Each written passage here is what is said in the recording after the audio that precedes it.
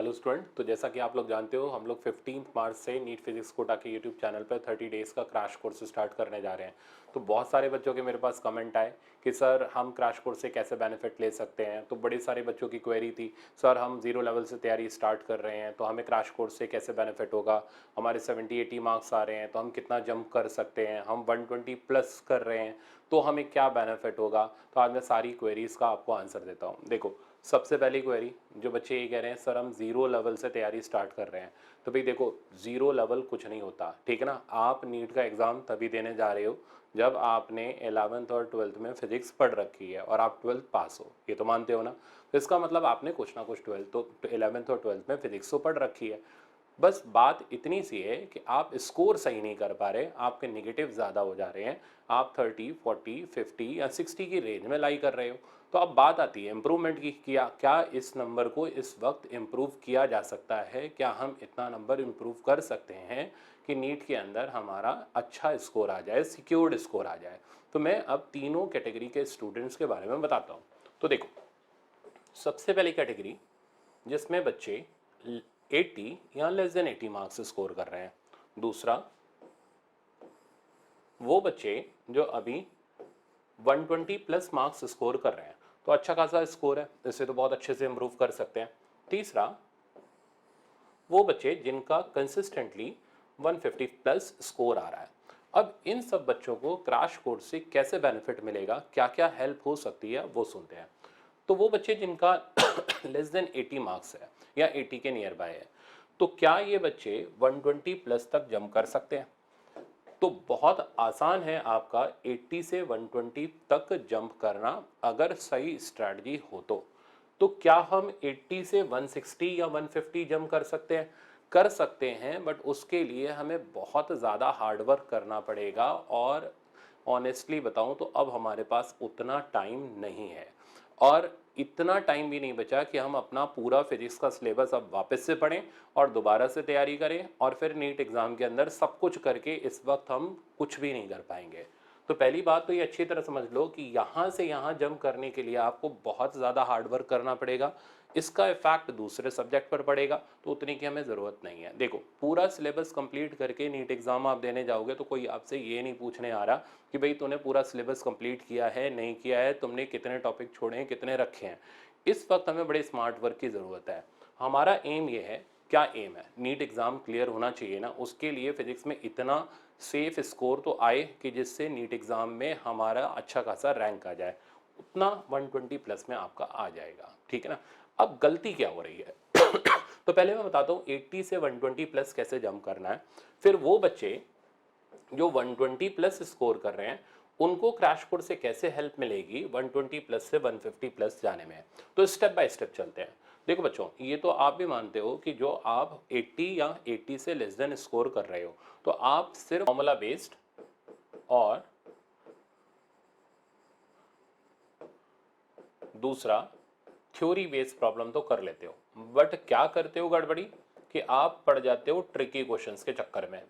इन tricky questions के चक्कर में आप अपना टाइम वेस्ट कर देते हो, बहुत ज़्यादा टाइम क्वेश्चन में लगा देते हो, फिर आपके पास टाइम नहीं बचता, फिर आप ये कहते हो कि यार हम पूरा फिजिक्स का पेपर कर ही नहीं पाए।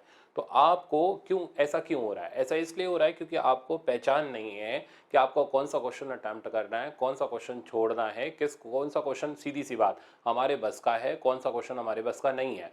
तो मैं क्रैश कोर्स के अंदर आपको इतनी प्रैक्टिस करा दूंगा कि आपको दिखना शुरू हो जाएगा कि यार ये हमारा फॉर्मूला बेस्ड क्वेश्चन है, ये हमारा थ्योरी बेस्ड क्वेश्चन है, हमें इन्हीं क्वेश्चंस को अटैम्प्ट करना है। ट्रिकी वाला ये हमारे बस का नहीं है, हमें इन्हें छोड़ना है। इससे क्या होगा, हमारा स्कोर सेफ साइड पर 120 प्लस को टच करने लगेगा। एक बड़ी इंपॉर्टेंट बात, नीट एग्जाम के अंदर अगर आप देखोगे तो फॉर्मूला बेस्ड क्वेश्चंस की क्वांटिटी 90 टू 100 मार्क्स की रहती है।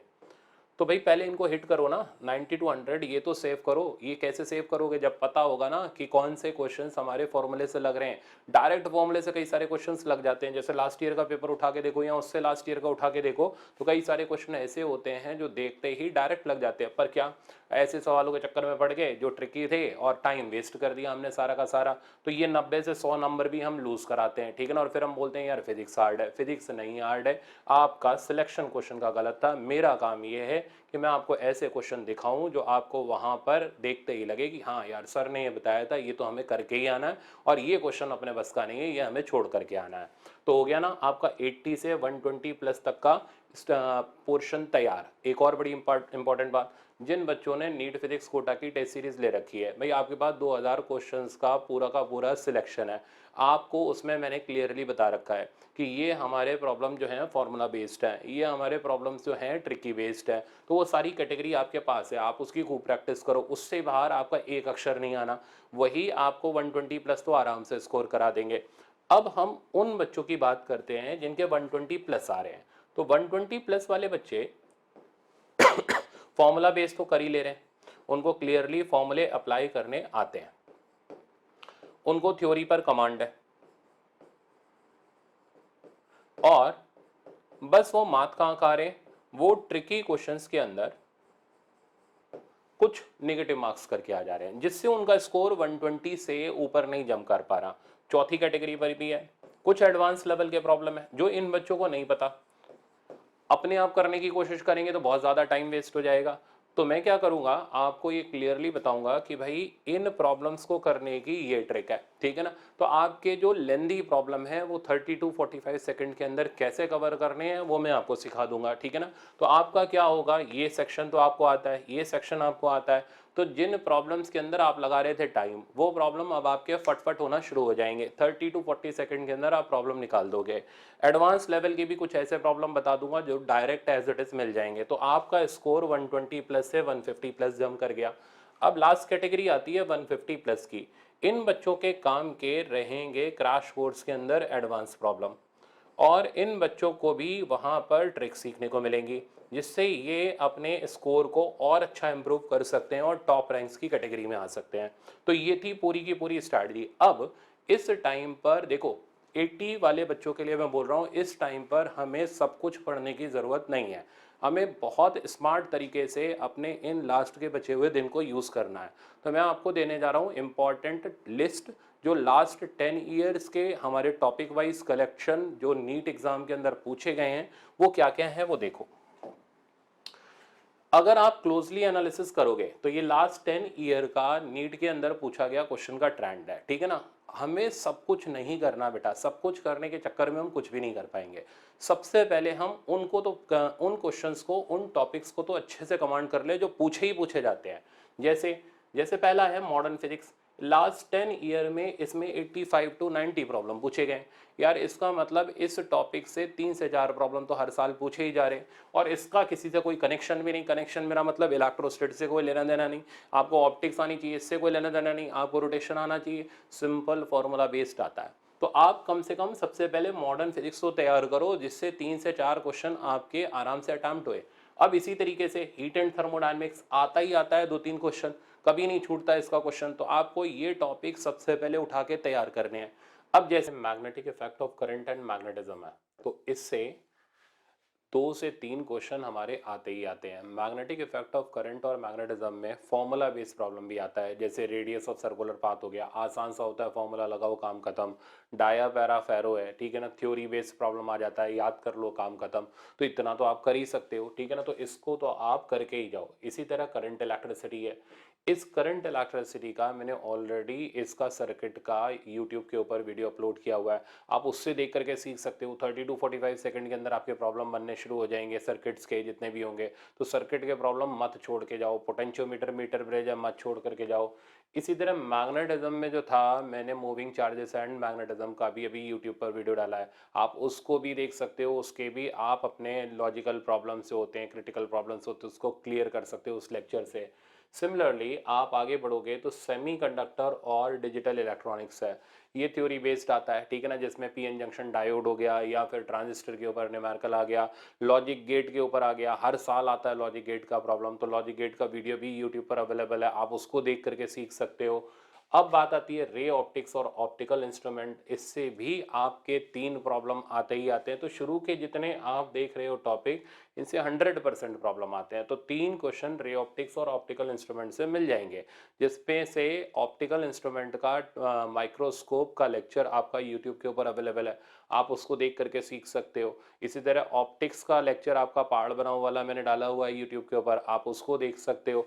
तो ये जो शुरू के टॉपिक हैं ये not to be miss topic हैं, आपको 100% करके जाने ही जाने हैं। 120 नंबर नीट एग्जाम में इतने आसान नहीं है भाई, थोड़ी तो मेहनत करनी पड़ेगी आपको इसके लिए। जिन बच्चों ने नीट फिजिक्स कोटा की टेस्ट सीरीज ले रखी है, बेटा किसी भी हाल में इन शुरू के टॉपिक्स के आपको टेस्ट मिस नहीं करने। एक बार दो बार दो, 3 बार दो, अच्छी तरीके से देख लो क्या गलती हो रही है, रेक्टिफाई करो। मेरे को इसमें 100% परफेक्शन चाहिए ताकि आपके ज़्यादा से ज़्यादा क्वेश्चन सही हो सके।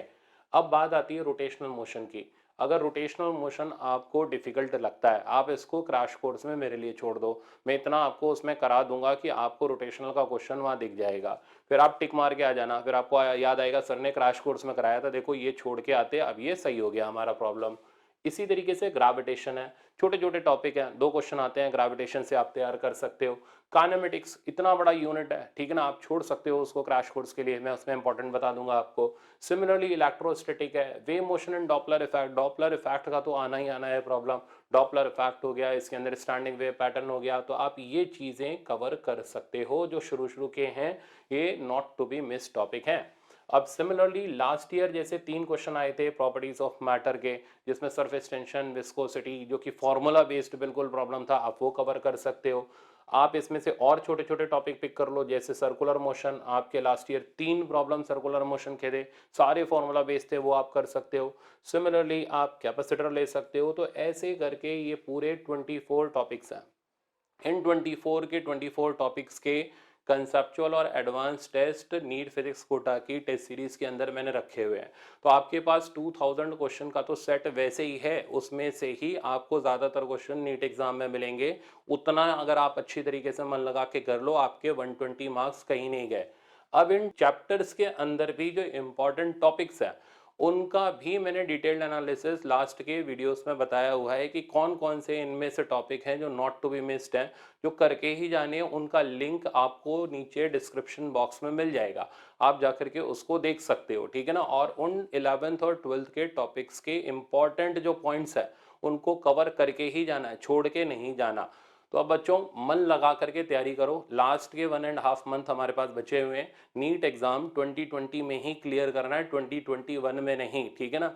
और जिन बच्चों ने अभी तक नीट फिजिक्स कोटा की टेस्ट सीरीज नहीं ली, वो बाय कर सकते हैं neetphysicsquota.com की वेबसाइट पे जाकर के। और जो बच्चे हमारे साथ 15 मार्च से क्रैश कोर्स करना चाहते हैं, वो बच्चे हमारे NEET physics Kota YouTube channel को ज़रूर सब्सक्राइब कर लें, ताकि आपको टाइमली सारी नोटिफिकेशन मिलती रहे, और बेल आइकन ज़रूर प्रेस कर दें।